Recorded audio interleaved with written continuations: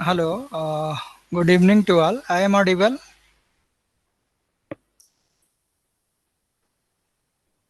Yes, sir. Okay, तो हम लोग क्लास स्टार्ट करते हैं और आई थिंक 13-14 कैंडिडेट्स हो चुके हैं। अ, कल हमने जो टॉपिक्स बताया था उसमें किसी को कोई प्रॉब्लम नहीं? क्लियर है ना सबको? Yes sir. ठीक।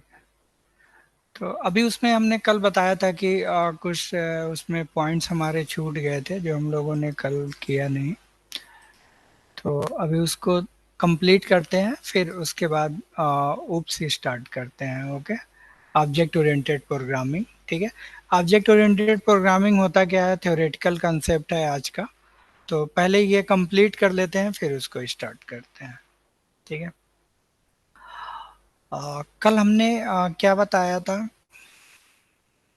कल हम लोगों ने ये देखा था कि मॉड्यूल को हम इंपोर्ट कैसे करते हैं, और यस सर, दूसरा पैकेज।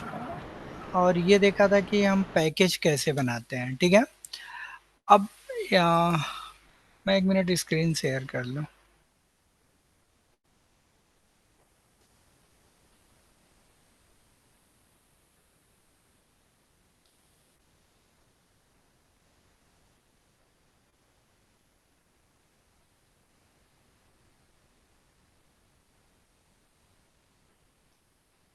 ठीक है। हाँ, स्क्रीन विजुअल हो रही है सबको?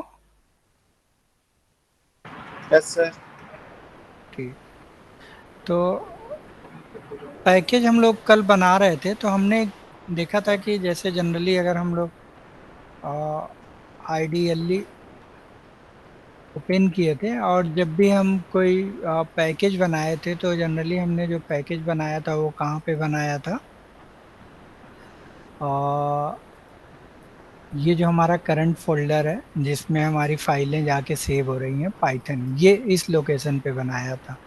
तो क्योंकि प्रोग्राम और सॉफ्टवेयर आपके पैकेज दोनों सेम लोकेशन पे थे, तो इस वजह से कोई प्रॉब्लम नहीं हो रही थी। और हम किसी का माइक ऑन है, ऑफ कर दो,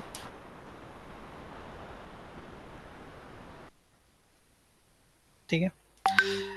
माइक तभी ऑन करिए आप जब आपको कुछ पूछना हो ना, अदरवाइज डिस्टरबेंस। तो हमने ये देखा था कि जब हमने पैकेज बनाया था, तो हमारा जो प्रोग्राम था, जिस प्रोग्राम के अंदर हम पैकेज को यूज कर रहे थे, दोनों सेम लोकेशन पे थे। हमारा पैकेज भी उसी लोकेशन पे था। और hello hello. Hello, hello. Sir आपकी आवाज सर कट आपकी हो रही आवाज है। कट हो रही है। इको हो रही है इको ना? हो रही है ना? Yes one sir. Minute yes sir. 1 minute में 1 दोबारा। मिनट में दोबारा। सर शायद किसी का तो माइक शायद ऑन किसी है। का माइक और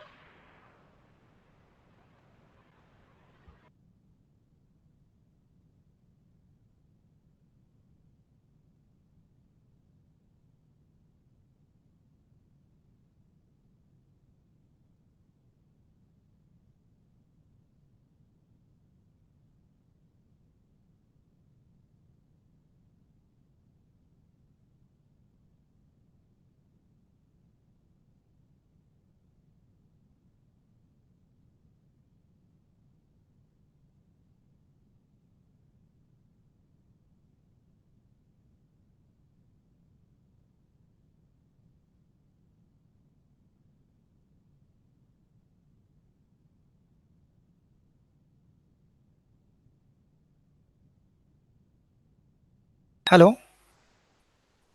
यस अभी सर। वॉइस क्लियर है सबको? Yes sir. ठीक। तो कल हम लोगों ने ये देखा था पैकेज के अंदर हमारा क्या था, जिस प्रोग्राम के अंदर हम उस पैकेज को यूज कर रहे थे वो भी हमारा उसी लोकेशन पे था। और जो हमारा पैकेज था वो भी सेम लोकेशन पे था। तो इस वजह से हमें कुछ ज़्यादा डिफिकल्टी नहीं हो रही थी ना। सपोज फॉर एग्जांपल कैसे बनाते हैं? सपोज हमने एक फाइल बनाया, पैकेज ही बता रहे हैं आपको। एक फाइल बनाया है मोन नाम से, फाइल सेव एज। और इसको देखो हम सेव कर रहे हैं कहाँ पे? डेस्कटॉप पे। डेस्कटॉप पे एक फोल्डर बना रहे हैं, MDL2 टू नाम से बना रहे हैं। MDL1 हम लोगों ने कल बनाया था। तो MDL2 कर दिया, इस पे डबल क्लिक किया, ठीक है। और यहाँ पे फाइल का नाम दे दिया m1। ठीक है, इसको सेव कर दिए। यहाँ पे हम एक फंक्शन बना रहे हैं डेफ, सॉरी कैप्स लॉक में आना, def add a comma b colon and return a plus b। ठीक है, एक इसी में एक फंक्शन और बना लेते हैं।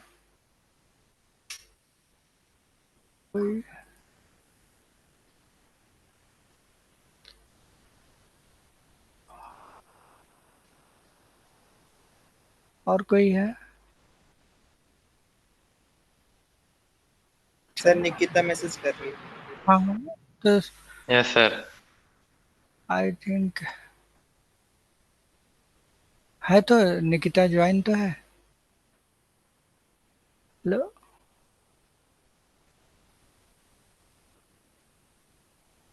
दो लोग हैं क्या निकिता नाम से? हाँ सर, मैं जस्ट अभी ज्वाइन हुई हूँ। अच्छा अच्छा, ठीक, ओके। तो हमने एक फाइल यहाँ पे बना लिया, इसका फाइल का नाम रख दिया सब्ट्रैक्शन, और यहाँ पे माइनस कर दिया। ठीक है, इसको एक बार रन कर लेते हैं। रन करने में कोई, तो ये हमारा रन हो गया। एक दूसरा इसी को सेव एज कर देते हैं, और इसका नाम हम दे देते हैं m2। ठीक है, और इसको div और मल्टी, दो ये हमने बना लिया। डिवीजन में डिवीजन का साइन लगा दें, अदरवाइज हमें, और यहाँ पे मल्टीप्लाई का। तो इसको भी एक बार रन कर लेते हैं। ठीक है, अब इसको थोड़ी देर के लिए मिनिमाइज करते हैं। अब आप देखो, यहाँ पे डेस्कटॉप है, यहाँ पे MDL2 नाम का एक फोल्डर बना होगा, ये बना है। ठीक है, MDL2, इसमें दो फाइलें अभी बनाए, M1 और M2। ये क्लियर है सबको? Yes sir. ठीक है, अभी हम एक और इसमें बनाएंगे, जिसमें हम पैकेज को इंपोर्ट करेंगे। तो मैंने यहाँ पे सेव एज किया, और एक फाइल और बनाने जा रहे हैं जो हमारे पैकेज फाइल को कन्वर्ट करता है, init अंडर स्कोर डॉट पाई। ठीक है, और ये कोड हमने हटा दिया। यहाँ पे क्या लिखेंगे? From from input m1 import asterisk and from m2 import asterisk। इसको सेव कर देते हैं। सेव करके इसको रन करते हैं, तो कोई एरर नहीं है, सिंटेक्स से सब कुछ प्रॉपर रन कर रहा है। ठीक है, अब हमने एक प्रोग्राम बनाया, न्यू फाइल किया, और यहाँ पे इसको बंद कर देते हैं, पूरा बंद कर देते हैं। MDL2 है। अब दोबारा अगेन IDLE को ओपन करते हैं,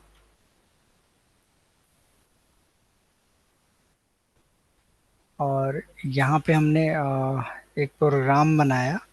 यहाँ पे हमने, अगर सपोज लिखते हैं इंपोर्ट MDL2 एच एम, फिर यहाँ पे लिखते हैं प्रिंट m डॉट एड 10,10। तो क्या रिजल्ट आएगा अगर इसको रन करेंगे? तो सर 20। 20 आएगा। और कोई रिप्लाई करना चाह रहा है? किसने बोला है 20?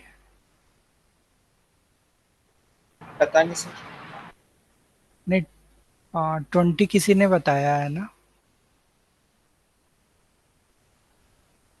किसने बताया 20? बताओ नाम अपना। हिमांशु। हिमांशु आप बताए थे। No sir. अच्छा, किसी ने आई थिंक 20 बोला था। ललित तुम ही तो नहीं बोले थे? हाँ सर, मैं मन में तो बोला था, आई थिंक माइक खुला था। माइक ऑन करके बोलोगे तो फिर मन की बात भी आ जाएगी ना। कोई नहीं, 20 या 10 जो भी आपको समझ में आ रहा है बताना चाहिए आंसर, ठीक है। देखो, यहाँ पे जब हम इस प्रोग्राम को रन करेंगे ना, तो ये सबसे पहले एरर देगा। रिजल्ट तो 20 आएगा ही, ये तो कंफर्म है, ठीक है। प्रोग्राम भले ना बताए लेकिन 10 और 10 ऐड करने पे 20 ही आता है, ठीक है। तो यहाँ पे हमने लिखा टेस्ट 4 नाम से दिया या टेस्ट 5, कोई भी, सब बने हुए हैं, ठीक है। ये हमने इसको सेव किया और इसको रन करते हैं आगे। तो ये देखो एरर दे रहा है अनएक्सपेक्टेड। और चलो इसको भी करते हैं। ये दे रहा है ना, नो मॉड्यूल नेम्ड M1। जी सर, वो M1 लिखना था, आपने M लिख रखा है बस। कहाँ पे? सर M, वो वहाँ पे। यहाँ पे? नहीं सर, ये तो आप एज बता रहे हैं ना इसको। हाँ, तो कहाँ पे फिर गलत लिख दिया? अच्छा, उसमें उस वाली फाइल में कह रहे हो क्या, जो डेस्कटॉप पे बनाया था? नहीं, यहाँ M1 M2 ही लिखा है। एरर क्यों आ रहा है? देखो, एरर आने का सिंपल सा रीजन है कि जो हमारी प्रोग्राम की फाइल है, जो ये फाइल है इसमें हम एक्सेस कर रहे हैं, ये फाइल हमारी क्या है, पाइथन के अंदर है। पाइथन के अंदर दैट मीन्स, आप लोगों को पता है ना पाइथन सेव कैसे होता है, कहाँ पे होता है, पता है कि नहीं किसी को? लोकेशन वो का भी सर्च किए सर, हो? ये लोकेशन के चक्कर में आ रहा है ना एरर। हाँ, ये लोकेशन के लिए ही एरर है। क्योंकि कल तो सर हमने पाइथन के प्रोग्राम में ही फाइल सेव करके थी, पर आज हाँ, हमने दोनों सेम लोकेशन पे थे तो इसलिए हाँ, एरर नहीं आज आ रहा था। हमने लोकेशन चेंज कर दिया। हाँ, तो पाइथन का जो लोकेशन होता है वो कहाँ पे होता है? अगर मान लो ये सॉफ्टवेयर इसको हम क्लोज कर दें, अब हम पाइथन का लोकेशन सर्च करना चाहें तो कैसे सर्च करेंगे? I think sir C drive में होता है। ठीक है, सी ड्राइव में आ गए। अब क्या करें?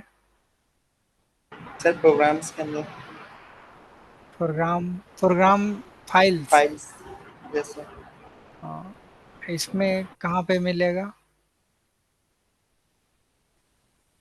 सर प्रोग्राम फाइल्स 86 के अंदर तो मिलता है। अच्छा, प्रोग्राम फाइल 86 के अंदर खोलें। हाँ, ओपन कर दिया। पता नहीं सर। आप लोग अपनी मशीन पे, अगर कोई पीसी पे हो तो एक बार क्लिक करके प्रोग्राम फाइल में देखो, दिख रहा है?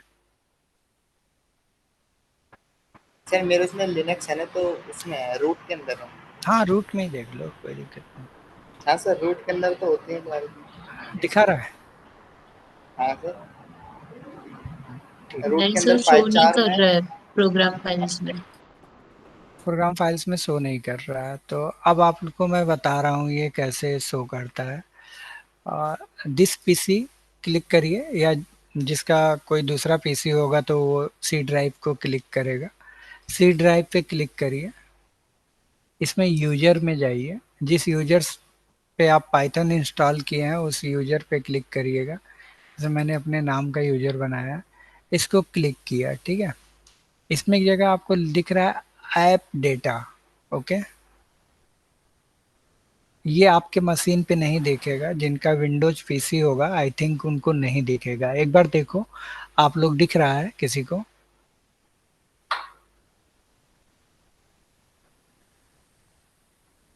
कोई भी ऐप डेटा फोल्डर दिख रहा है? नहीं शो हो रहा सर। नहीं सो रहा है ना? तो इसके लिए आपको एक काम करना होगा, कंट्रोल पैनल में जाना, और यहाँ पे एक ऑप्शन होगा folder, files and folder, file explorer option, इसमें व्यू में जाना और यहाँ पे कर देना show hidden files and folder. अभी आपके सिस्टम पे don't show hidden files and folder option click होगा, तो आप इस पे क्लिक करके ओके कर दोगे तो वो फिर दिखेगा आपको ऐप डेटा। ठीक है, तो हमने अपने में किया है, तो यहाँ पे देखो ऐप डेटा दिख रहा है। ऐप डेटा के अंदर जाएंगे, फिर यहाँ पे लोकल, फिर इसके बाद यहाँ पे प्रोग्राम, प्रोग्राम, देन यहाँ पे पाइथन, देन पाइथन 3.8। तो ये हमारे पाइथन की वो लोकेशन आ गया जहाँ पे फाइलें सारी सेव होती हैं। समझ में आया? काफी अंदर है सर। हाँ, ये इंस्टॉल ही होता है वहीं पे। ठीक है, ये समझ में आया कि नहीं? जी सर, आ गया। हाँ, मैं भी आपके सिस्टम में ना दिखे तो आप लोग उसके लिए वही काम करिएगा। अगेन कंट्रोल पैनल में जाके फोल्डर को, हिडन फोल्डर वाला वो ऑप्शन रहता है कि don't show hidden files and folder, तो उसको एक बार ऑन करना पड़ेगा। क्लियर है ना सबको? जी सर। ठीक है, तो हमने अपने सिस्टम में ऑन किया है, इस वजह से वो पता चल गया है। ठीक है, तो अब चूंकि हमारा जो फाइल है वो इस लोकेशन पे है और जो हमने पैकेज बनाया है वो डेस्कटॉप पे है, तो दोनों में क्या हो रहा है, कनेक्शन स्टेब्लिश नहीं हो पा रहा है। तो कनेक्शन स्टेब्लिश ना होने की वजह से हम लोग अगेन क्या करेंगे, इसका पहले पाथ सेट करेंगे। ठीक है, तो पाथ सेट करने के लिए सबसे पहले सबसे आसान सा तरीका है कि आप यहाँ पे क्लिक करो और इस पे डबल क्लिक करो और ये लोकेशन कॉपी कर लो। ठीक है, और फिर हम अपने प्रोग्राम में आ जाते हैं आइडियली,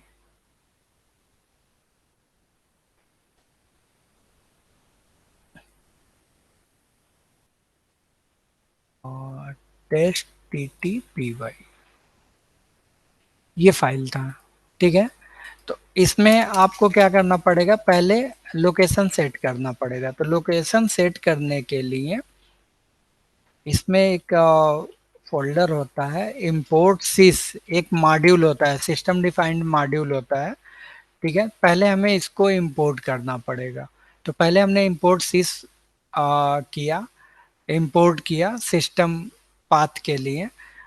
उसके बाद यहाँ पे हमें लिखना पड़ेगा sys dot path dot insert. Okay, उसके बाद यहाँ पे जीरो आर्गुमेंट।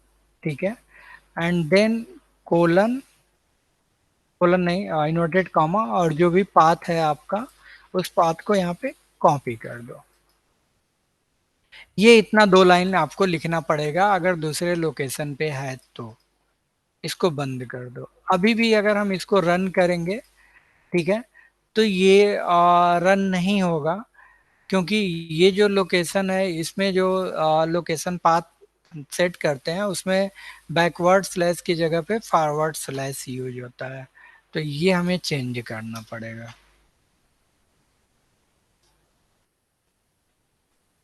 है? ये इतना काम आपको करना पड़ेगा। ठीक है, अब इतने को हम अभी कमेंट बनाते हैं और इसको रन करते हैं, पहले देखें कि ये सही सेट हुआ कि नहीं। तो ये अब हमारा क्या हो गया, पाथ सेट हो गया। अब हम लिखेंगे इंपोर्ट MDL2, तो ये बड़े इजीली इंपोर्ट हो जाएगा।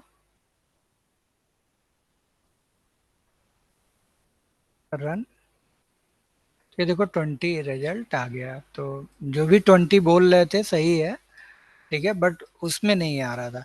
तो ये आपको तभी यूज करना है जब आपने पैकेज किसी और लोकेशन पे रखा हुआ है।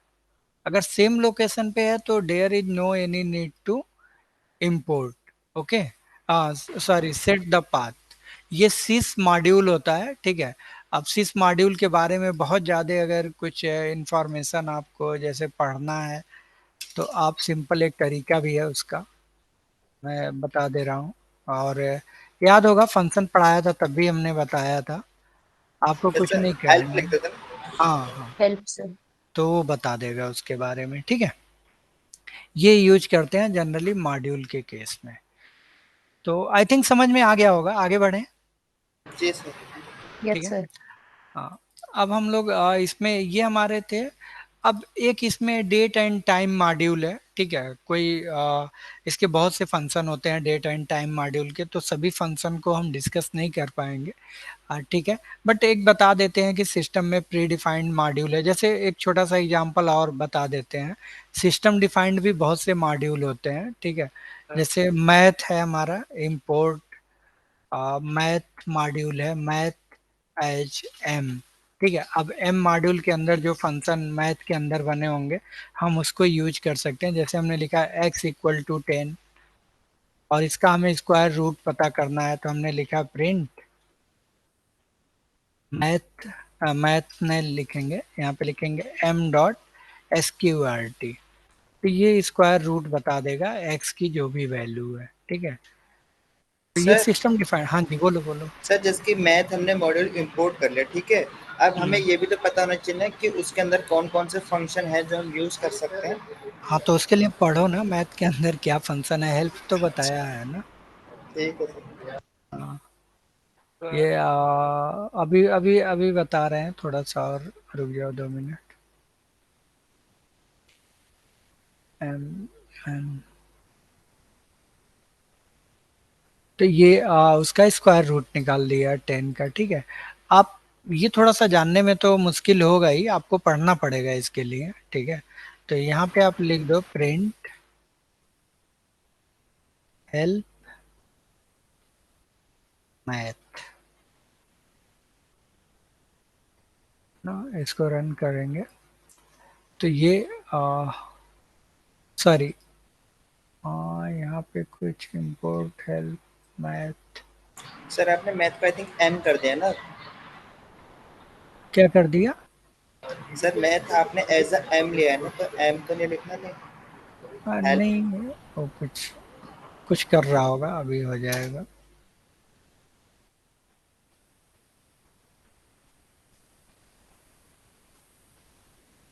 ठीक है, ये देखो 270 लाइंस में दिखाएगा, इस पे डबल क्लिक कर देना। तो ये सब बहुत फंक्शन है, साइन है, टेन है, कॉम्बो है, कॉस एक्स है। इससे गूगल पे भी आप जाके लिख सकते हो, गूगल पे। तो गूगल पे आपको एग्जांपल के साथ भी मिल जाएंगे, जैसे पावर कैलकुलेट करना है एक्स कॉमा वाई का, ठीक है। तो जैसे हमने यहाँ पे लिखा इंपोर्ट मैथ और यहाँ पे हमने लिखा प्रिंट मैथ डॉट, पूरा था ना power, yes sir. No sir, और POW। पीओडब्ल्यू ही था। हम्म, चलो देख लेते हैं एक बार, 3,3, तो ये कितना रिजल्ट रिटर्न करेगा?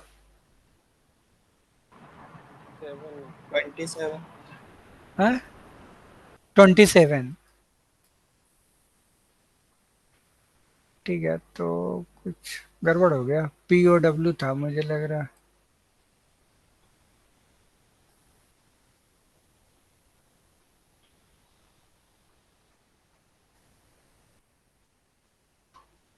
ट्वेंटी सेवन ये आ गया, ठीक है। इसी तरह से मान लो एक शायद फैक्टोरियल का भी होता है, फैक्टोरियल।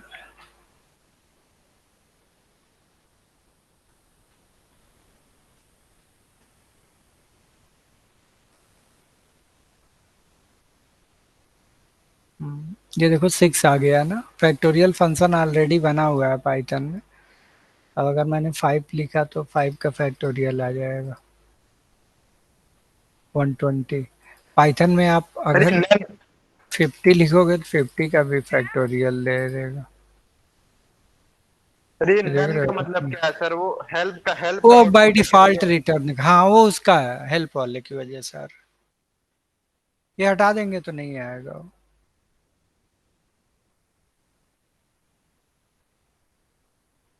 ठीक है, समझ में आया कि नहीं कुछ? आया सर आया। हम्म, तो ये इसी तरह से इसमें और भी मॉड्यूल बने हैं, जैसे डेट टाइम से रिलेटेड मॉड्यूल बना हुआ है हमारा। ठीक है, तो जैसे इंपोर्ट डेट एंड टाइम किया, date time import date time module को इंपोर्ट किया, फिर हमने डेट टाइम डॉट नाउ, इसमें दो क्लासेज बना दिया है। डेट टाइम के अंदर फिर again date time dot now, तो ये सिस्टम का करंट डेट और टाइम जो भी होगा वो रिटर्न कर देगा आपको। ठीक है, इसके लिए आप जो हमने फाइल शेयर किया था उसमें ऑलरेडी इनबिल्ट है, तो आप इसको रन करोगे तो ज़्यादा अच्छा रहेगा।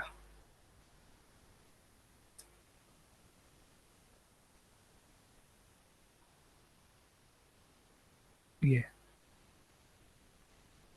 ये मैं आप लोगों को शेयर करता हूँ, आप लोगों को इसको रन करना चाहिए ना, रन करोगे तो आपको मिल जाएगा सारा कुछ।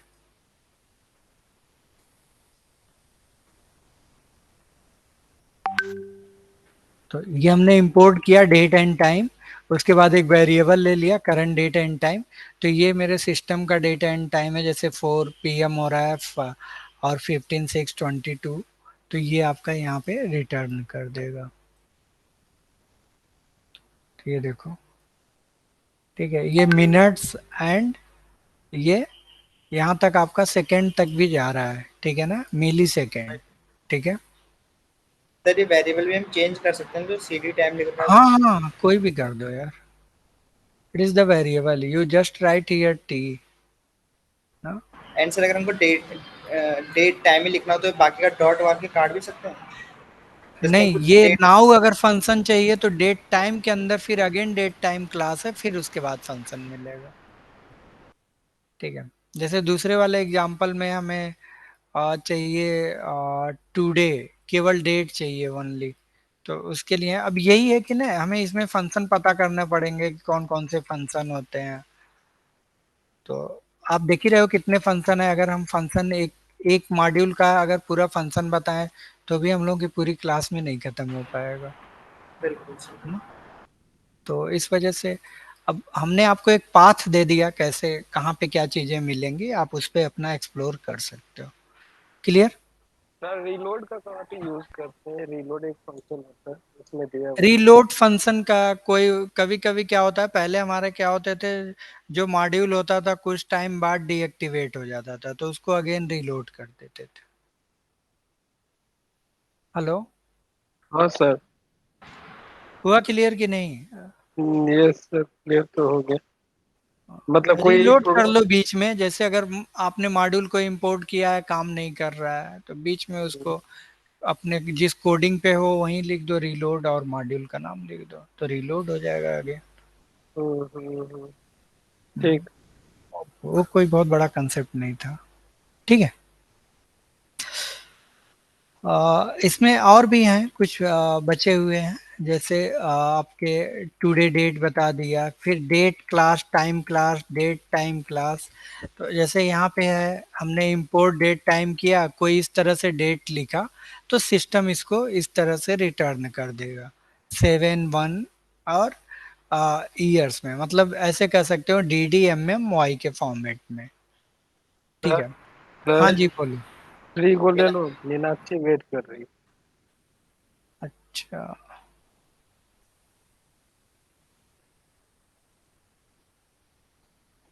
ओके।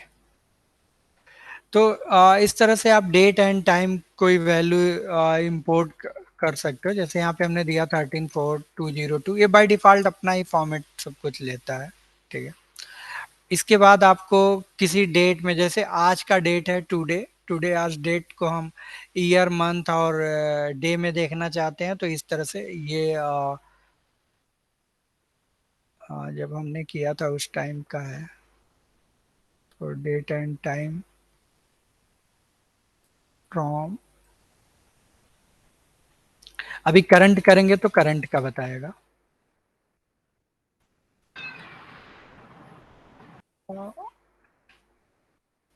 सर तो इससे ये हमें आपका क्या। Current, current year, current month, current day, ये सारी चीजें हमें पता चल जाएंगे। हाँ बोलो, कुछ बोल रहे सर थे। जैसे कि अभी हमें कैलकुलेटर बनाना है, ठीक है, हाँ प्रोग्राम तो हमको आता है, हाँ। इसको थोड़ा सा मतलब ग्राफिक्स के साथ जो सॉफ्टवेयर नहीं बनते वो उसके लिए क्या सीखना पड़ेगा? टीके एंटर एक पाइथन के अंदर लाइब्रेरी होती है, टीके एंटर। उससे सुंदर दिखेगा मतलब प्रोग्राम फिर हमारा? सुंदर नहीं दिखेगा, उससे ग्राफिक्स प्रोग्रामिंग कर सकते हो ना, पैनल बना सकते हो, उस पे बटन रख सकते हो, ऐसे मेनू पूरा डिजाइन कर सकते हो। ठीक है सर। टीके एंटर लाइब्रेरी होती है, ठीक है।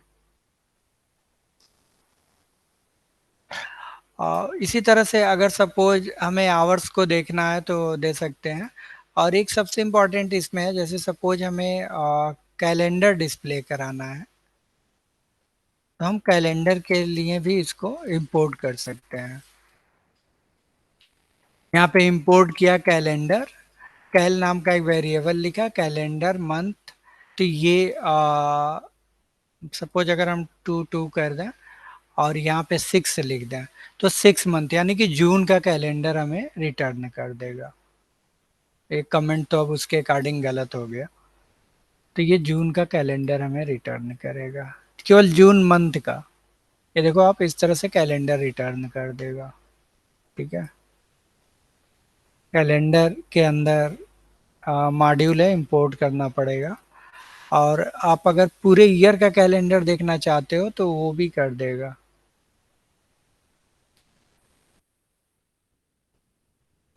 जो ईयर हम इसमें पास करेंगे उस ईयर का वो कैलेंडर रिटर्न कर देगा। जैसे हमने 2022 किया, तो ये 2022 का कैलेंडर रिटर्न, देखो पूरा कैलेंडर ही आ गया, ठीक है। जी सर। हेलो, तो आप लोग इसको देख लेना। बहुत से आपके ऐसे, तो मैंने तो अभी आपको जैसे date and time calendar module, math module, ये थोड़ा थोड़ा बस आपको बताया। ऐसे बहुत से ऐसे मॉड्यूल्स होंगे, मे भी हमें भी उसका नाम ना याद आ रहा हो, लेकिन जब ज़रूरत पड़ती है तो हम लोग उसको ढूंढते हैं, पढ़ते हैं। तो वही वही चीज़ है, जब आपको काम पड़ेगा तो आप फिर उसको सर्च करोगे, तो आपको पता होना चाहिए कि मॉड्यूल होते क्या हैं, कैसे हमें उसको लिखना है, या ठीक है। क्लियर है मॉड्यूल सबको अब? जी excuse sir. Me and sir. Sir, yes sir. Sir एक ठीक एक है। क्वेश्चन था सर, मान लीजिए हम लोग कोई डेट लिखते हैं तो उस दिन कौन सा डे है वो बता सकता है कि कोई, मान लीजिए हमने 6 जुलाई 2020 लिखा तो उस हाँ दिन मंडे फंक्शन है होगा, ट्यूसडे, इसमें वो फंक्शन किसमें होगा, बताएगा? फंक्शन होगा, चेक करना पड़ेगा, ठीक है ना। उसके अंदर फंक्शन चेक करना पड़ेगा। हेलो। सर मुझे भी पूछना था कि जैसे आज 15 जून है और हमें देखना है कि 10 दिसंबर को क्या था, तो वो भी शो कर सकता है पुराना क्या था? फंक्शन इसका एक्चुअली क्या है ना, कि हमें उसमें जाके फंक्शन चेक करने पड़ेंगे कि इसके अंदर फंक्शन है कि नहीं है, ठीक है। Yes sir. हाँ, अब फंक्शन तो हमने भी नहीं सर्च किया है ना कि कितने फंक्शन हैं कितने नहीं हैं। ठीक है सर। एक तो ये तरीका है कि आप हेल्प करके देख सकते हो, दूसरा तरीका ये है कि आप गूगल में डालो कैलेंडर मॉड्यूल फंक्शन, ठीक है, इन पाइथन, तो आपको मिल जाएंगे। क्लियर? जी सर। क्योंकि अभी बहुत से मॉड्यूल हैं जिसको हम लोगों ने, जैसे आपको सपोज एक पाई चार्ट बनाना है या बार ग्राफ बनाना है, तो उसके लिए मैट प्लॉट लिब मॉड्यूल होता है, तो वो मॉड्यूल हमने अभी नहीं किया है।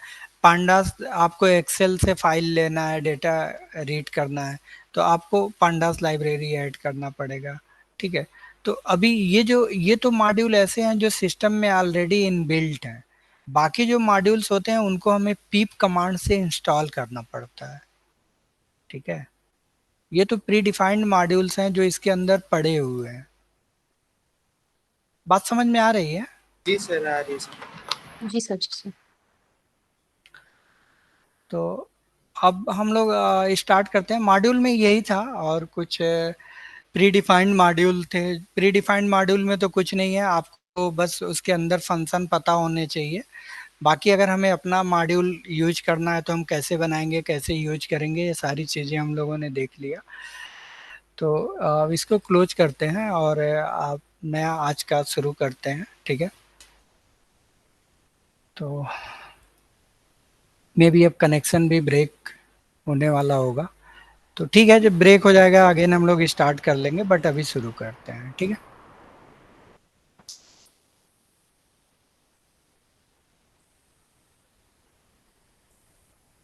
कोई बताएगा what is the object oriented programming? Anyone?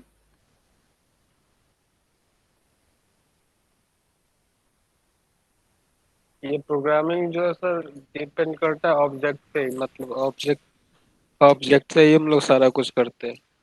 Sir इसमें कोई सीक्वेंस फॉलो नहीं होगा, मतलब जैसे ओके, एक हम गुड। हमेशा एग्जीक्यूट करते हैं तो एक सीक्वेंस के थ्रू होता है। हम्म। ठीक है, दो फीचर्स मिले। एक तो ऑब्जेक्ट ओरिएंटेड प्रोग्रामिंग, क्योंकि इसका नाम ही है ऑब्जेक्ट ओरिएंटेड प्रोग्रामिंग, तो डेफिनेटली ये ऑब्जेक्ट बेस्ड वर्क करेगा। ठीक है, जब तक हम ऑब्जेक्ट बेस्ड वर्क करेगा, इसका क्या मतलब है कि जो भी प्रोग्राम होगा, जो भी फंक्शन या वेरिएबल आप यूज करोगे, उस वेरिएबल या फंक्शन को बिना क्लास के ऑब्जेक्ट के थ्रू आप एक्सेस नहीं कर सकते। जैसे अभी हमने एक प्रोग्राम लिखा और डायरेक्ट उसको एग्जीक्यूट किया, रन कर गया, लेकिन अगर हम ऑब्जेक्ट ओरिएंटेड प्रोग्रामिंग करते हैं तो बिना ऑब्जेक्ट के प्रोग्राम रन नहीं करेगा। ठीक है, ऑब्जेक्ट बहुत इंपॉर्टेंट होता है। जैसे मॉड्यूल में हमने किया था ना, import MDL to as m, तो एम एक तरह का ऑब्जेक्ट था जो उसको एक्सेस कर रहा था, यानी कि जो ऐड फंक्शन था वो मॉड्यूल 2 के अंदर तो डिफाइन था ही, लेकिन वो किस में था, M1 में था, तो उसका हमने एक ऑब्जेक्ट बनाया था। ठीक है, अदरवाइज वो उसको एक्सेस नहीं कर पाता। तो थोड़ा सा हमें झलक वहाँ पे दिखी थी कि ऑब्जेक्ट ओरिएंटेड प्रोग्रामिंग का। अब जैसे हम लोग अभी मॉड्यूल यूज कर रहे थे, मैथ डॉट SQRT यूज किया था, फैक्टोरियल के लिए यूज किया था। तो factorial is the function of the math class. Okay, so when we access the factorial function, then we need the math class object. Okay, तो डायरेक्टली हम math dot लिख दिए थे, या हम उसका ऑब्जेक्ट बना के मैथ एज एम करके एम डॉट करके लिखते थे। तो वही चीज़ है यहाँ पे, बेसिकली हमें देखना है कि क्लास कैसे बनेगा, ऑब्जेक्ट कैसे बनेगा। ठीक है, तो कुछ फीचर्स होते हैं ऑब्जेक्ट ओरिएंटेड प्रोग्रामिंग के। अच्छा, दूसरी चीज़ ये है, ऑब्जेक्ट ओरिएंटेड प्रोग्रामिंग में कोई सीक्वेंस नहीं होता है। ऑब्जेक्ट ओरिएंटेड प्रोग्रामिंग में आप अपना क्लास बनाइए, कहीं से उसको एक्सेस करिए। सीक्वेंस इन सेंस, जब हम ऑब्जेक्ट बना के एक्सेस करेंगे तभी हम एक्सेस करेंगे, वो हमारा क्लास कहीं पे भी डिफाइन हो। ठीक है, दूसरा एक और बेनिफिट ये होता है कि ऑब्जेक्ट ओरिएंटेड प्रोग्रामिंग का करने का एक बेनिफिट ये भी होता है कि अगर सपोज हमने एक क्लास बनाया है ए, और इस क्लास के अंदर कुछ नंबर्स ऑफ वेरिएबल और फंक्शन है, तो इस क्लास और के वेरिएबल और फंक्शन को कोई दूसरा एक्सेस नहीं कर पाएगा बिना इस क्लास के ऑब्जेक्ट्स के। ठीक है ना, अभी आप इंटेल लिख देते हो कहीं पे भी तो पूरे प्रोग्राम में कहीं पे भी यूज हो जाएगा, बट एक क्लास के अंदर अगर किसी वेरिएबल या फंक्शन को आप डिफाइन करोगे, तो उस वेरिएबल या फंक्शन को उस पर्टिकुलर क्लास का ही मेंबर कोई एक्सेस कर सकता है, दूसरा कोई एक्सेस नहीं करेगा, और वो मेंबर ऑब्जेक्ट कहलाता है। ठीक है, तो कुछ पॉइंट क्लियर हुए? One one more important things, object oriented programming में एक चीज़ और क्लियर हो जाता है कि जो हमारा डेटा होता है वो बहुत सिक्योर हो जाता है। सिक्योर होने का मतलब ये है कि उस क्लास की फैमिली से ही कोई मेंबर उसको एक्सेस करेगा, दूसरा कोई उसको एक्सेस सॉरी नहीं करेगा। ठीक है, तो देखते हैं क्या होता है ऑब्जेक्ट ओरिएंटेड प्रोग्रामिंग। इसमें कुछ इसके फीचर्स होते हैं, क्लास, ऑब्जेक्ट, इनहेरिटेंस, पॉलीमॉर्फिज्म। ठीक है, अभी चैट बॉक्स में शेयर किया है ललित ने। ठीक है, तो वो फीचर्स भी हम वन बाय वन देखेंगे क्या होते हैं। तो इन Python, object oriented programming is a programming paradigm that usage object and classes in programming. It aims to implement real world entities like inheritance, polymorphism, encapsulation. ठीक है, in the programming, the main concept of OOPS is to the bind the data and function to work on that together as a single unit so that no other part of the code can access this data. तो object oriented programming में सबसे बड़ा हमें benefit यही मिलता है कि हमारा जो वेरिएबल या फंक्शन होगा वो एक पर्टिकुलर यूनिट में लिमिट रहता है, और उस जिस क्लास के अंदर या जिस यूनिट के अंदर आपने उसको डिफाइन किया है, सिर्फ उसी यूनिट का ऑब्जेक्ट उसको एक्सेस कर पाता है, दूसरा एक्सेस नहीं कर पाता है। और ऑब्जेक्ट ओरिएंटेड प्रोग्रामिंग में एक बेनिफिट और ये होता है कि बाकी चीज़ें यूजर के लिए अनहाइड रहती हैं। उसमें क्या चीज़ें हैं वो हमें, जैसे ईच एंड एवरीथिंग अगर आप देखें तो हर एक चीज़ एक ऑब्जेक्ट है, ठीक है। For example mouse, mouse is also a object, but mouse के अंदर बहुत से जो भी कंपोनेंट्स हैं, these are the attributes, these are the attributes of the mouse, okay. तो जो एट्रीब्यूट्स हैं माउस को, उसी को हम यहाँ पे ऑब्जेक्ट ओरिएंटेड प्रोग्रामिंग के कंसेप्ट में यहाँ पे हम उसको वेरिएबल या फंक्शन बोलते हैं, ठीक है। तो ऑब्जेक्ट, हर एक चीज ऑब्जेक्ट है। अब हमें क्या दिख रहा है, हमें तो माउस दिख रहा है, माउस के अंदर क्या है उससे हमें क्या मतलब है। तो जो यूजर्स होता है वो अननोन होता है, उसको नहीं पता कि उसके अंदर क्या है, मतलब उसको जो चाहिए सिर्फ उतना ही उसको दिखेगा, बाकी उसके अंदर की चीजें नहीं दिखेंगे। जैसे फॉर एग्जाम्पल हमने मैथ मॉड्यूल,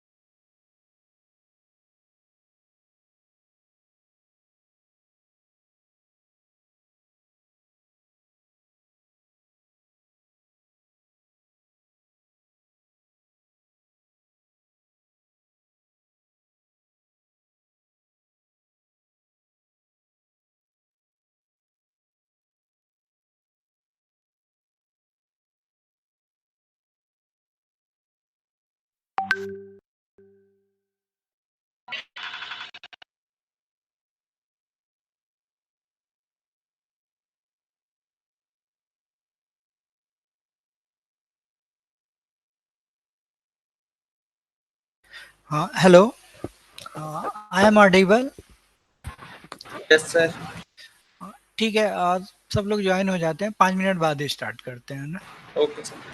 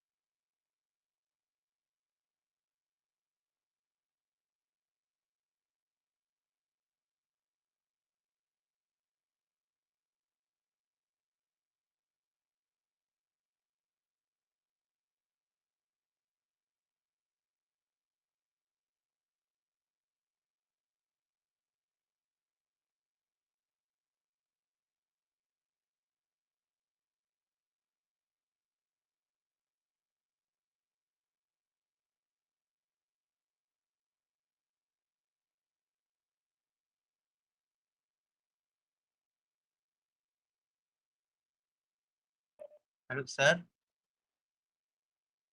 हेलो हाँ बोलो। सर, कुछ बच्चे ज्वाइन नहीं हो पा रहे। आकाश को मैसेज किया ग्रुप पे सर।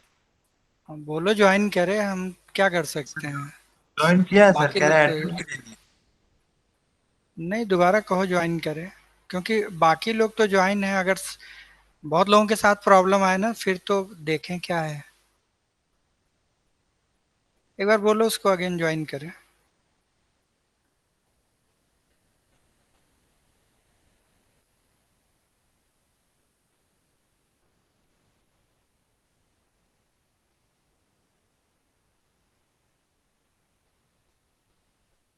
क्योंकि आई थिंक बाकी लोग ज्वाइन हैं तो ज्वाइन हो जाना चाहिए।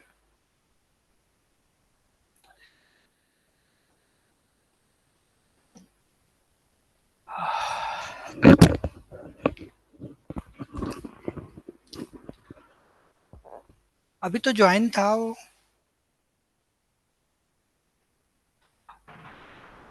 चलो 1 मिनट देख लेते हैं उसको भी।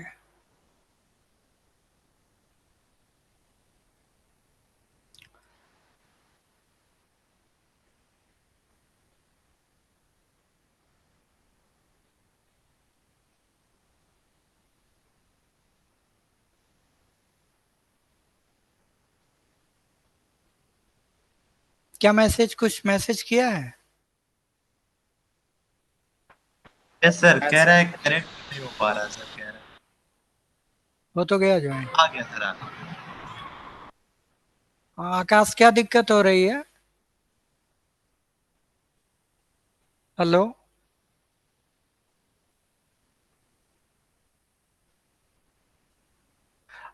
ठीक है, हम लोग स्टार्ट करते हैं आई थिंक। तो हम लोग ऑब्जेक्ट ओरिएंटेड प्रोग्रामिंग की बात कर रहे थे। ऑब्जेक्ट ओरिएंटेड प्रोग्रामिंग में क्या होता है कि जो डिटेल्स होता है वो हिडन हो जाता है, वो यूजर को नहीं पता चलता है। जैसे फॉर एग्जांपल मैंने बताया कि mouse is also a object, but what इसके अंदर क्या क्या चीजें हैं उस वो क्या है, यूजर्स के लिए हिडन है। ठीक है। तो ऑब्जेक्ट ओरिएंटेड में ये भी होता है कि जो फीचर्स होते हैं उसको उसने क्या करता है, हाइड कर लेता है। केवल जो यूजर्स को चाहिए वही देता है। जैसे फॉर एग्जांपल मैंने बताया, सपोज आपने कुछ रेस्टोरेंट से खाने के लिए ऑर्डर किया। ठीक है। तो आपने जो भी डिश ऑर्डर किया आपके पास, जैसे सपोज आपने पिज्ज़ा ऑर्डर किया तो आपके पास पिज्ज़ा आ गया बन के। अब पिज्ज़ा को कैसे बनाया, किया, उसके लिए प्रोसेस अपनाया, उससे हमें कोई मतलब नहीं है। हमने जो ऑब्जेक्ट उससे मांगा, जो डिश मांगा, वो डिश हमारे सामने आ गया। तो ये सबसे बड़ा बेनिफिट है कि यूजर को जो एंड यूजर है, जो उसको यूज करने वाला है, उसको डिटेल डिस्क्रिप्शन से कोई मतलब नहीं होता। उसको एज ए ऑल चीज कहा जाता है ना, कि होल चीजें उसको एक सिंगल दिखाई देगा, बस उसको बाकी चीजें नहीं दिखेंगी। ठीक है। वही सेम यहाँ पे है जो ऑब्जेक्ट ओरिएंटेड प्रोग्रामिंग में हम करेंगे। सिर्फ हमें क्या है, ऑब्जेक्ट लेना है और ऑब्जेक्ट के थ्रू हम उस क्लास के फंक्शन को एक्सेस करेंगे। अब उसने कैसे अंदर उसको डिजाइन किया है, क्या मेहनत किया है उसके लिए, वो एंड यूजर को उससे कोई मतलब नहीं होता है। दूसरी चीज, अगर आप देखें तो ऑब्जेक्ट ओरिएंटेड प्रोग्रामिंग में बाकी जो कोड होते हैं वो क्या होते हैं, जनरली हिडन हो जाते हैं। ठीक है। और डेटा भी हमारा सिक्योर हो जाता है, ताकि उसको कोई एक्सटर्नल एक्सेस ना कर सके। ठीक है। तो इसीलिए यूज होता है। जैसे अभी हमने एक एग्जांपल देखा था कि हमने मैथ को यूज किया था, मैथ मॉड्यूल को यूज किया था। तो हमने सिर्फ मैथ डॉट उसके फंक्शन को लिखा, वो रन कर गया। अब ऐसा तो नहीं है कि फैक्टोरियल लिखने से ही केवल नाम सुन के वो रन हो गया। ऐसा नहीं है, क्योंकि फैक्टोरियल फंक्शन को उसने मैथ के अंदर डिफाइन किया होगा, उसके लिए प्रोग्रामिंग लिखी होगी, वही लॉजिक लगाया होगा, लूप लिखा होगा, सारा कुछ करके वो लिखा होगा। ठीक है। बट हमें क्या मिला, हमने तो नंबर एंटर किया, हमें फैक्टोरियल रिटर्न कर दिया। तो जो एंड यूजर होगा, एंड यूजर के लिए जब आप कोई प्रोग्राम बनाओगे, अगर ऑब्जेक्ट ओरिएंटेड प्रोग्रामिंग ये सारे फीचर्स यूज करते हो, तो एंड यूजर को जो चाहिए सिर्फ वही दिखेगा, बाकी चीजें उसको नहीं दिखेंगे। It is clear? Yes sir, clear. Yes sir. ठीक है। तो I think screen is not visible.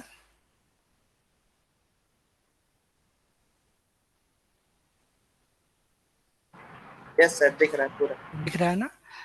तो क्या क्या चीजें होती हैं ये ऑब्जेक्ट ओरिएंटेड प्रोग्रामिंग के कुछ फीचर्स होते हैं, कुछ अपने इसके फीचर्स होते हैं। जैसे एक main features of object oriented programming which you will be using in Python: object, class, abstraction, encapsulation, inheritance, polymorphism. आप ये कह सकते हो ना, these are the pillars of OOPs. ठीक है, अगर हमें ऑब्जेक्ट ओरिएंटेड प्रोग्रामिंग करना है तो ये कंसेप्ट हमें क्लियर होने चाहिए कि ऑब्जेक्ट क्या होता है, क्लास क्या होता है, एब्स्ट्रैक्शन, इनकैप्सुलेशन, इनहेरिटेंस, पॉलीमॉर्फिज्म। ठीक है, तो ऑब्जेक्ट क्या होता है? बेसिकली ऑब्जेक्ट एक इंस्टेंस होता है, एक इंस्टेंस होता है that is created when class is created. तो एक ऑब्जेक्ट तभी एग्जिस्ट करेगा जब एक क्लास करेगा। जब तक क्लास नहीं बनेगा तब तक ऑब्जेक्ट नहीं बन सकता है, ये चीज याद रखिए। जब तक आप मॉड्यूल बनाओगे नहीं तब तक आप एज एम नहीं लिख सकते। इट इज क्लियर ना? Yes sir. ठीक है, जैसे मैथ का हमने लिखा था ना, इम्पोर्ट मैथ एज एम। तो मैथ क्या है? ऑलरेडी एक मॉड्यूल बना है, एक क्लास बना हुआ है, तब हमने एम लिखा। अगर वो नहीं बना होता तो हम नहीं लिख पाते। तो ऑब्जेक्ट तो हमेशा एग्जिस्ट करेगा क्लास के बनने पे। ठीक है, जब तक क्लास नहीं बनेगा तब तक ऑब्जेक्ट नहीं बन सकता है।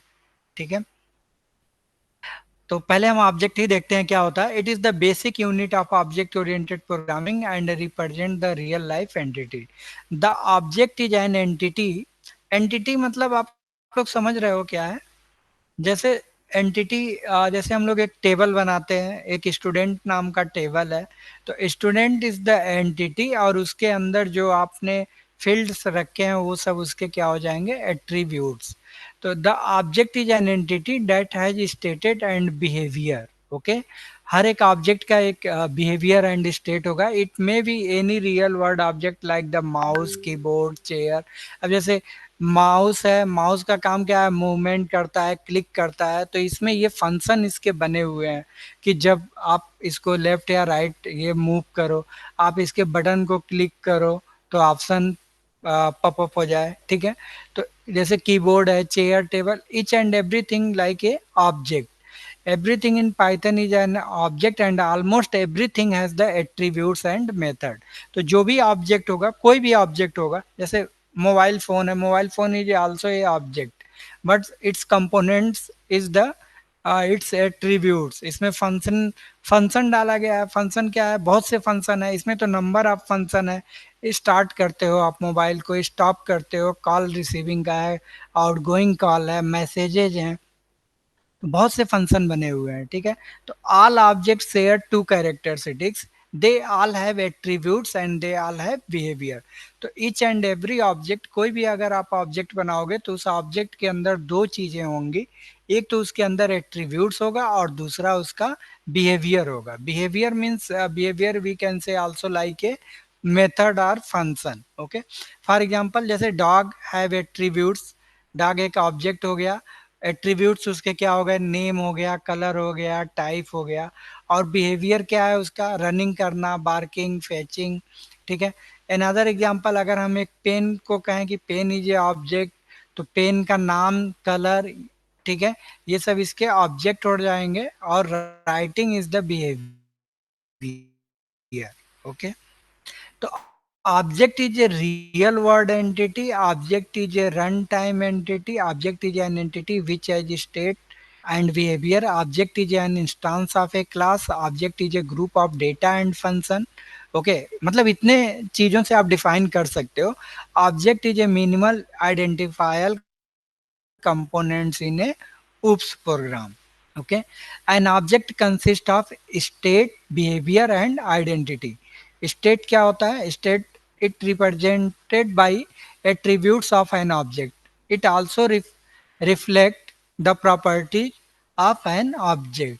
ठीक है, तो ये प्रॉपर्टीज बताता है। It represented by attributes of an object. Behaviour it represent by methods, method. ठीक है, आपने उस क्लास के अंदर क्या मेथड यूज किया है। It also reflect the response of an object with other object. Identity, identity is the just name. It gives a unique name to an object and enables one object to interact with other object. क्योंकि मान लो आपने एक ही programme में कई class बनाओगे, आपने एक से ज्यादा क्लास बना रखा है, तो सबका हमें क्या करना पड़ेगा, अलग अलग ऑब्जेक्ट बनाना पड़ेगा. तो each and every object has a unique name, so we can distinguish to other object. तो ये एक एग्जांपल दिया है, जैसे name of dog, this is the dog is name is the identity, state and attributes, breed, age and color, and behavior like bark, sleep and eat. So it is clear what features have in object oriented programming, that we can say only in object. A object has the features identity, state or attributes and behavior. It is clear. Yes sir. ठीक है, हर एक object का एक अपना नाम होगा, उसके कुछ अपने एट्रीब्यूट्स होंगे और उस ऑब्जेक्ट के कुछ फंक्शन होंगे या मेथड्स होंगे, या उनको हम एक तरह से बिहेवियर बोलेंगे. ठीक है, अब हम आते हैं क्लास पे. ऑब्जेक्ट तो हमें डायरेक्ट मिलेगा नहीं, क्योंकि we have find object when class is created. Without class we can't access the object, we can't find the object. Okay, so in object oriented programming, your first requirement is that you first create a class, then you can create a object. Okay, sir एक बार पीछे वाला page दिखा देंगे इससे पहले जो आपने खोला हाँ था? देख लो. ठीक है सर. हो गया. हाँ हो गया सर. ठीक है, यहाँ पे लिखा है example and object. Object name यहाँ पे डॉग है. इसके जो breed, age, colour, these are the features. आप ये कह सकते हो प्रोग्रामिंग के टर्म में, क्योंकि हम लोग प्रोग्रामिंग कर रहे हैं. These are the variables. Okay, and bark, sleep, eat, these are the function. Okay, जैसे ए बी सी डी यहाँ लिखा होता है, यहाँ पे ऐड और डिस्प्ले ये फंक्शन हो जाता. समझ में आया? Yes sir. ठीक है, Yes, sir. तो हाँ, हम ऑब्जेक्ट तभी पा सकते हैं जब हम क्लास बनाएंगे. अगर हम क्लास नहीं बनाते हैं तो we can't access the object. Okay, तो first need is our in object oriented programming, first you define the class. A class is a user defined blueprint or prototype from which objects are created. It represents the set of properties or methods that are common to all objects of one type. In general, class declaration can include these components in order. तो class क्या होता है? Class के अंदर हम सिर्फ variable और method को डिक्लेयर करते हैं या डिफाइन करते हैं, और जो उस क्लास का ऑब्जेक्ट होगा वो उसको एक्सेस करेगा. ऐसा नहीं कि दूसरे क्लास का ऑब्जेक्ट दूसरे फैमिली का मेंबर आके एक्सेस करना शुरू कर देगा. ठीक है, वहां के सामान को उठाना शुरू कर देगा. नहीं, जो उस क्लास का ऑब्जेक्ट होगा वही उसको एक्सेस करेगा. अब थोड़ा सा आप लोगों का माइंड जा रहा होगा कि क्लास कैसे बनेगा, कैसे. तो अभी उधर बिल्कुल माइंड नहीं ले जाना है, सिर्फ हम यहाँ पे आपको थ्योरेटिकल बता रहे हैं कि क्लास होता क्या है. ठीक है, तो क्लास एक तरह का ब्लूप्रिंट होता है जिसके अंदर हम क्या करते हैं, वेरिएबल्स मेथड को डिफाइन करते हैं, डिक्लेयर करते हैं, उसका डेफिनेशन पूरा डिफाइन करते हैं. But when we access the class member then we need a object. Okay, तो क्लास को कैसे बनाया जाता है, इसके लिए सिंटेक्स होता है प्रॉपर, तो वो हम लिखते हैं. अभी थोड़ा सा इसमें दिखा भी देंगे कैसे है. ठीक है, उसके बाद मॉडिफायर. ठीक है, एक क्लास कैन बी पब्लिक और हैज ए डिफॉल्ट एक्सेस. अब मॉडिफायर का भी थोड़ा सा कंसेप्ट होता है, क्योंकि अभी तक आप जो वेरिएबल लिख रहे थे उस वेरिएबल पे कोई हमारा कंट्रोल नहीं था. उस वेरिएबल को हम कहीं पे भी एक्सेस कर सकते थे. बट यहाँ पे अभी क्या है कि आप वेरिएबल को प्राइवेट भी बना सकते हो, क्योंकि अगर जब हमारा वेरिएबल प्राइवेट हो जाएगा तो क्लास का ऑब्जेक्ट भी इसको डायरेक्ट एक्सेस नहीं कर पाएगा, वो भी किसी फैमिली मेंबर के किसी फंक्शन के थ्रू उसको एक्सेस करेगा. वो कैसे करेगा वो भी अभी देखेंगे. ठीक है, उसके बाद क्लास के अंदर क्लास का नाम होता है. ठीक है, फिर एक होता है सुपर क्लास. सुपर क्लास पे अभी आपको जाना नहीं है, क्योंकि इनहेरिटेंस बताएंगे तो बताएंगे सुपर क्लास क्या होता है. मान लो आप एक क्लास बना रहे हो और वो क्लास ऑलरेडी किसी और क्लास से भी मिलके डिफाइन है, तब हम उसको बोलते हैं कि ये क्लास सुपर क्लास भी यूज कर रहा है. बॉडी क्या होता है? बॉडी होता है कि उस क्लास के अंदर आप क्या कोडिंग करने जा रहे हो, this is called the body. जैसे आप एक फंक्शन बनाते हो डेफ ऐड, ऐड लिखने के बाद कोलन लिख के एंटर करते हैं और फिर उसके अंदर प्रोग्रामिंग करते हैं। तो जो लाइन स्टेटमेंट लिखते हैं, this lines are known as the body of the function. तो इसी तरह से जब हम एक क्लास बनाएंगे तो उस क्लास के अंदर जो लाइन हम लिखेंगे, जो भी स्टेटमेंट लिखेंगे, this are the body of the class. It is clear? जी सर। सर ये सुपर क्लास क्लियर नहीं हुआ। सुपर क्लास ये होता है, जैसे मान लो एक क्लास ए है, एक क्लास बी है, तो हमने क्लास बी बनाया, तो हम चाह रहे हैं क्लास ए के फीचर्स को क्लास बी में यूज करना, तो क्लास ए क्लास बी के लिए सुपर क्लास हो जाएगा। ये हम लोग पढ़ेंगे इनहेरिटेंस जब बताएंगे। क्लियर? ठीक है सर। हाँ, सुपर क्लास को हम लोग पेरेंट क्लास बोलते हैं, ठीक सर है। सर तब और अच्छे से बेस समझ आएगा क्लास ना भी बोलते हैं। हाँ जी। सर, जब आप एग्जांपल के साथ समझाओगे तब ज़्यादा अच्छे समझ आएगा ना। हाँ हाँ, आ जाएगा, बहुत अच्छे से आएगा। कोडिंग प्रैक्टिकल करके दिखाएंगे कैसे सुपर क्लास सब क्लास होता है, ठीक है। उसके लिए परेशान मत हो। बट अभी ऐसे समझो कि मान लो एक प्रोग्राम है, उसके अंदर दो क्लास बना दिया, क्लास ए और क्लास बी। इनहेरिटेंस का सबसे बड़ा इनहेरिटेंस जो आगे अभी बताएंगे उसका यही बेनिफिट होता है कि अगर आपका एक क्लास के अंदर कुछ ऑलरेडी आपने डिफाइन करके रखा है, तो उसी को आप लोग दूसरे क्लास में यूज कर लो, दोबारा उसको डिफाइन मत करो, ठीक है। तो जिस यस सर। क्लास से हम यूज करते हैं, जो जिस क्लास से हम डेटा को लेते हैं, उस क्लास को हम बोलते हैं बेस क्लास, और जिस क्लास में डेटा जाता है उसको बोलते हैं डिराइव्ड क्लास। तो क्लास ए और बी है, जैसे क्लास ए हमारा सुपर क्लास हो जाएगा, क्लास बी डिराइव्ड क्लास हो जाएगा। सर समझ में आया? सुपर क्लास को पेरेंट क्लास भी बोलते हैं। ये कौन बोल रहा है? थोड़ा तेज बोलो, आवाज नहीं आ रही। सर बोले सुपर क्लास को पेरेंट क्लास भी बोलते हैं ना। हाँ, पेरेंट क्लास, बेस क्लास, जी। ठीक है। ठीक है, तो क्लास, ये देखो एक क्लास बना, क्लास का नाम कार रखा है, और यहाँ पे इसके ऑब्जेक्ट बन गए पोलो, मिनी, बिटल्स, ये सब क्या है, इसके ऑब्जेक्ट नेम है, ठीक है। अब आते हैं मेथड। मेथड क्या होता है? मेथड हमने बताया कि जैसे अगर हमने एक क्लास बनाया तो उस क्लास के अंदर कुछ वेरिएबल बनाएंगे और उस वेरिएबल पे काम करने का कुछ फंक्शन होगा। तो जैसे मेथड या function, both are the same things, okay, don't confuse. Method is the just function, okay. The method is a function that is associated with an object. In Python, a method is not a unique to class instance. Any object type can have a method. The method are used to implement the functionality of an object.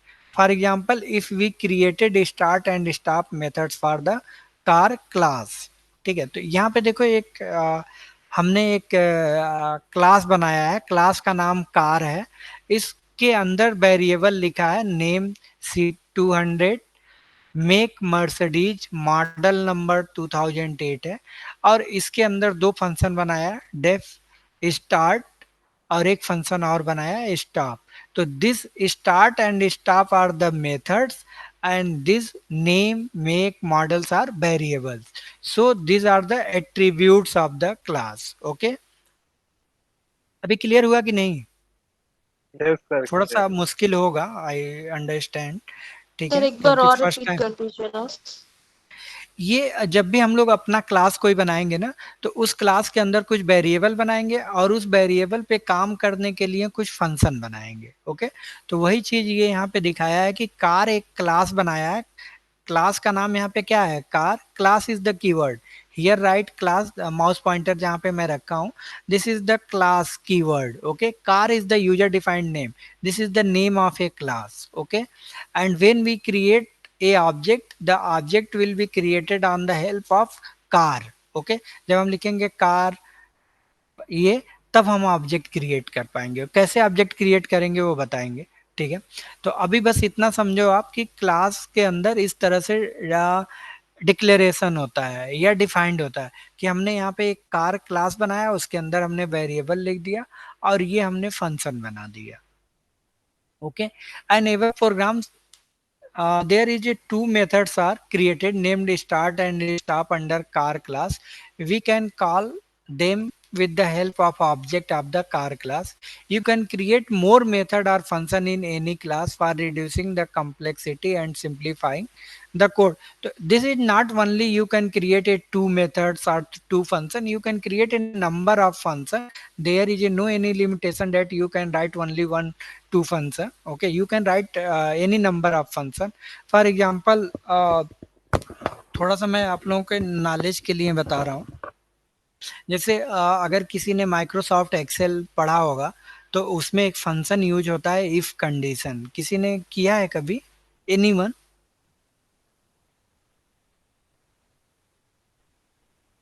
नहीं sir, मैंने तो नहीं किया। नहीं, कोई भी किया हो। एक्सेल में सम, एवरेज, काउंट इस तरह के फंक्शन यूज होते हैं। हाँ सर, वो तो फॉर्मूले इफ तो लगा के डब्बों के अंदर।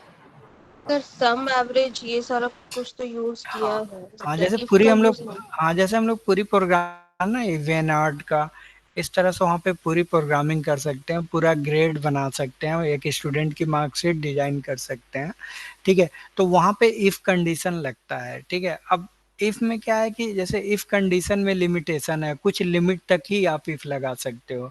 इसीलिए प्रोग्रामिंग में स्विच कर दिया कि हम लोग अगर जब प्रोग्रामिंग करेंगे तो प्रोग्रामिंग के अंदर कुछ कोड लिखने का लिमिटेशन नहीं होता है। आप जितना हो उतना इफ लगा के लिख सकते हो। ठीक है, तो कोई बहुत बड़ा प्रोग्राम आ जाए जिसमें बहुत से केसेज हो तो फिर इफ वहाँ पे काम नहीं करता है। ठीक है, तो वही चीज यहाँ पे जस्ट बताने की कोशिश हम कर रहे हैं कि क्लास के अंदर आप जितना चाहो उतना फंक्शन डिफाइन कर सकते हो। There is a no any limitation. Okay, actual method is also called building block of the program. abstraction, अब एक वर्ड आ गया आपका abstraction। ठीक है, दो वर्ड होते हैं, दोनों साथ में ही मैं बता दे रहा हूँ, abstraction एंड इनकैप्सुलेशन। ठीक है, abstraction and encapsulation both are often used as the synonymous. Both are nearly synonymous because data abstraction is achieved through encapsulation। ठीक है, तो abstraction में जो भी हम डेटा रिसीव अचीव करते हैं वो इनकैप्सुलेशन से करते हैं। इनकैप्सुलेशन बेसिकली होता क्या है? Encapsulation is the basically hiding the details of the information. Okay, जैसे सपोज करो आप कोई मेडिसिन लेते हो, मेडिसिन आपने देखा, मेडिसिन क्या है, आपको एक टैबलेट मिल गया। अब वो बना कैसे है, उसके अंदर क्या इंग्रेडिएंट है, this is a nothing know the patient. Okay, वो क्या किया, उसने फटाक से पानी लिया और अपना मेडिसिन खाया, उसको जो प्रॉब्लम है वो प्रॉब्लम रिड्यूस हो। ठीक है, वो कैसे क्या बना, तो वही चीज है। इनकैप्सुलेशन क्या करता है, बेसिकली हाइड कर देता है चीजों को। और जो इनकैप्सुलेशन है होता है, इसको हम लोग इम्प्लीमेंट करते हैं। इसमें तीन तरह के कीवर्ड होते हैं। हम अपने वेरिएबल को एक्सटर्नल एक्सीडेंटल से बचाने के लिए पब्लिक, प्राइवेट एंड प्रोटेक्टेड, ये तीन मेथड्स होते हैं, इनको यूज करते हैं। तो डेटा इनकैप्सुलेशन हम लोग वहीं पे समझेंगे। डेटा इनकैप्सुलेशन का मतलब ये है protect our data to external accidental. Okay, हम अपने डेटा को प्रोटेक्ट करें ताकि दूसरा कोई उसको एक्सेस न कर पाए। ठीक है, और ये अब्स्ट्रैक्शन भी हमारा इसी से होता है। Abstraction means basically how to interact with the data. Okay, हम डेटा के साथ इंटरेक्ट कैसे कर रहे हैं, these are the logical concept. Okay, तो जब हम प्रैक्टिकली करेंगे तो इसको ज़्यादा समझेंगे। अभी बस ये समझिए कि डेटा को हम हाइड करेंगे तो इनकैप्सुलेशन हम अचीव करेंगे, वो किसके थ्रू अचीव करेंगे, प्रोटेक्शन के थ्रू। और वो प्रोटेक्शन करने के लिए पाइथन में तीन सिक्योरिटीज दी गई है, प्राइवेट, पब्लिक एंड प्रोटेक्टेड। अभी तक हम जो भी प्रोग्राम करेंगे करते हैं बाय डिफॉल्ट, अगर करते हैं तो वो डेटा हमारा पब्लिक होता है, इसीलिए वो सभी जगह एक्सेसिबल हो जाता है। ठीक है, अब हम आ जाते हैं इनहेरिटेंस पे। इनहेरिटेंस क्या होता है? इनहेरिटेंस अभी जो हम लोग डिस्कस कर रहे थे, inheritance is the basically this is the first of all, this is the main features of object oriented programming. A object oriented programming is incompleted if we don't study the inheritance. Okay, inheritance use हम करते हैं जब एक class के features को हमें दूसरे class में यूज करना होता है, तो उस केस में हम लोग यूज करते हैं इनहेरिटेंस, इनहेरिट करना। ठीक है, अब इनहेरिटेंस जो होता है ये डिफरेंट टाइप्स का होता है। ठीक है, डिफरेंट टाइप्स का मतलब ये होता है, सपोज एक एक क्लास वन है जिसका नाम हमने दे दिया क्लास ए, और एक दूसरी क्लास है उसका नाम दे दिया हमने क्लास बी। तो क्लास ए के फीचर्स को अगर क्लास बी यूज कर रहा है तो इसको हम बोलते हैं single inheritance. That means there is a only one base class and only one derived class. इसका क्या मतलब हुआ, जब क्लास ए के फीचर्स को क्लास बी यूज करेगा तो क्लास ए को हम बोलेंगे class A is the parent class and class B is the child class. Okay, तो ये डिफरेंट टाइप्स के होते हैं। सिंपल इनहेरिटेंस होता है, सिंगल इनहेरिटेंस जिसको बोलते हैं, या आपका मल्टीपल इनहेरिटेंस हो सकता है। तो वन बाय वन हम देखते हैं क्या होते हैं एक एक करके। Inheritance is an important pillar of object-oriented programming. It is a mechanism in Python by which one class is allowed to inherit the features of another class. Inheritance is an OOPS concept in which one object acquires the properties and behavior of parent's object. It's creating a parent-child relationship between two classes. If it offers robust and natural mechanism for organizing and structure of any software. तो inheritance में ये सब terminology use होते हैं। जैसे super class, एक बोला जाता है सुपर क्लास क्या होता है, तो the class whose features are inherited is known as the super class. तो अभी आपको पॉइंट क्लियर हुआ, जिस क्लास के फीचर्स को हम दूसरे क्लास में यूज करेंगे तो वो क्लास हमारा क्या कहलाएगा, सुपर क्लास या बेस क्लास या पेरेंट क्लास। अगर कोई डाउट हो किसी को यहाँ पे तो पूछ सकता है। सर पढ़ने के बाद समझ में आएगी, अभी नहीं आएगी। अभी नहीं समझ में आया। ऐसे मान लो दो वेरिएबल हैं, ए है और बी है। ए के अंदर कुछ डिफाइन किया, उसको बी में यूज करना है, तो ए को हम बोलेंगे सुपर क्लास, पेरेंट क्लास या बेस क्लास। अभी क्लियर हुआ? यस सर बराबर।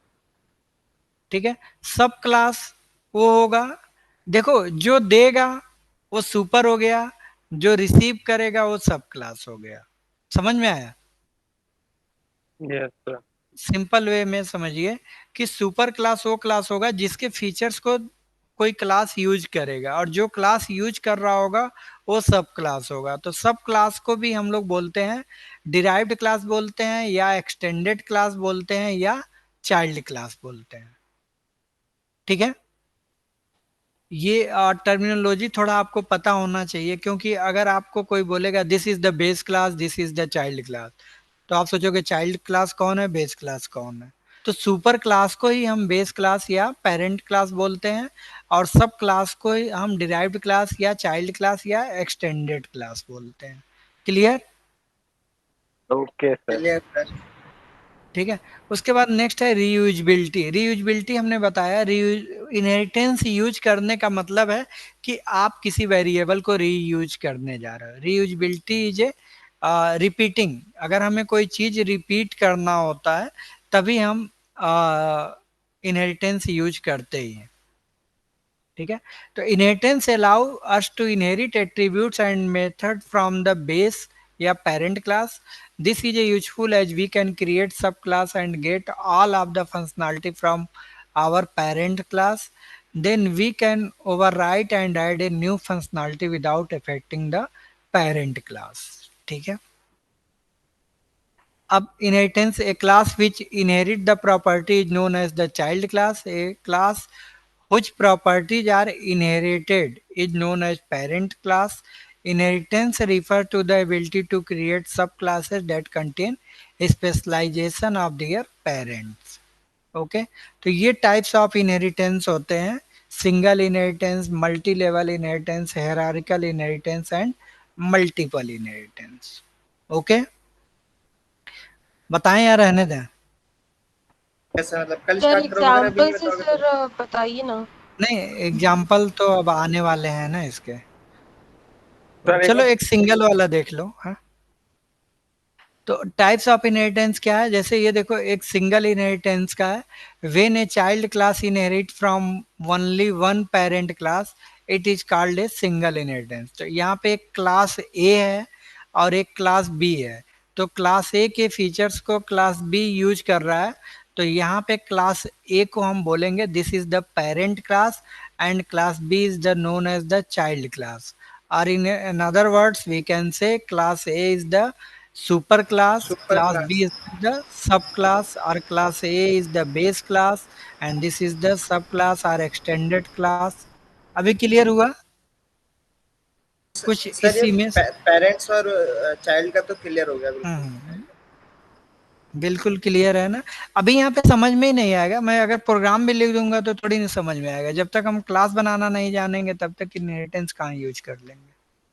ठीक है, अभी तो बस एक थ्योरेटिकल बता रहा हूँ कि ये चीजें होती क्या है। आप इंटरव्यू देने जाओगे ना तो वो आपसे ये नहीं बोलेगा कि आप इनहेरिटेंस बना के बताओ, वो पूछेगा what is the inheritance, inheritance क्या होता है, what is the types of inheritance. ठीक है ना, कोडिंग तो बाद में आएगी, वो तो बहुत आगे की चीज हो गई। ऐसे क्वेश्चन पूछते हैं सर, वो कुछ डेमो वेमो नहीं देखते इसके, हमारा कोई प्रोजेक्ट प्रोजेक्ट टाइप में अरे कुछ? बात तो सुनो, पहले तो वो आपसे पूछेगा इनहेरिटेंस क्या है, आपने इनहेरिटेंस को बताया, अब उसी में आपने अगर डेफिनेशन उसको क्लियर डिफाइन ही नहीं कर पा रहा है इनहेरिटेंस, तो आगे वो प्रोग्राम क्या बनवाएगा। समझ में आया, क्योंकि भीड़ बहुत है मार्केट में, क्राउड बहुत है। ठीक है, तो पैथन बना हमें के सर। सीखना पड़ेगा। हाँ जी, कुछ बोल रहे थे ललित, कौन बोल रहा था? आकाश बोला था सर कुछ।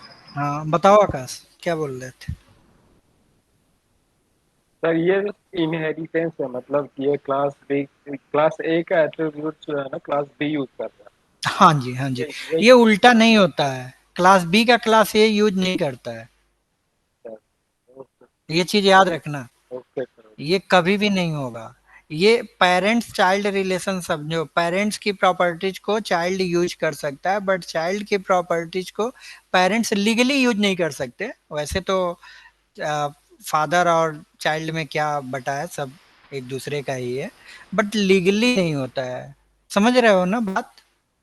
यस सर समझ। ठीक है ना, जैसे पेरेंट्स की कोई चीज होती है तो वो बाय डिफॉल्ट चाइल्ड को मिल जाती है ना, जी सर। सर तो यहाँ पे लेकिन दो तीन चाइल्ड, चाइल्ड और हो सकते हैं ना, क्लास बी। हाँ हाँ, एक तभी क्लास तभी को यूज। कई एक्सेस कर सकते हैं। ठीक है, अब आप लोग समझ रहे हो, डायरेक्शन में जा रहे हो सही। हाँ ठीक सर है, मैं समझ गुड। रहा हूँ।